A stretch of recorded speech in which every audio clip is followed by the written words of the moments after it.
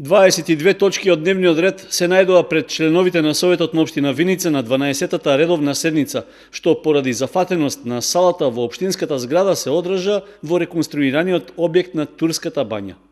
Најголем дел од точките се однесуваа за програмите и плановите за работа на образовните и други институции за кои надлежноста ја има општината. Тие предизвика и најмногу внимание меѓу советниците, па за нив се водеше и подолга расправа. На почетокот од седницата, без дискусија помина одлуката за престанок со работа и за ликвидација на јавното претпријатие за стопанисување со спортски објекти Винспорт, при што беше дадена едногласна согласност да се именува и ликвидатор.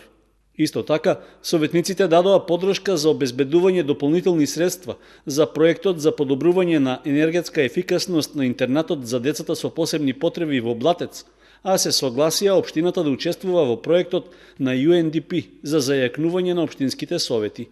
Од буџетот на општина Виница, Советот одобри средства од 100.000 денари за одржување на престојниот фестивал на хумор и сатира In Vinica Veritas. Подолги дискусии на седницата имаше за програмите и плановите за работа на училиштата, при што забелешки беа упатени за превозот на учениците.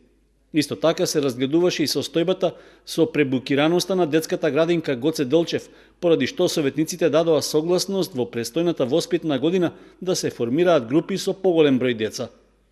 Исто така на седницата се разгледуваа и информациите за состојбата со јавната хигиена, со градското зеленило, како и за одржувањето на православните гробишта во текот на првите 6 месеци од оваа година. Хотел-ресторанот Александар Парк доби согласност за продолжување на работното време поради организирање на манифестацијата Парк Пиво Фест.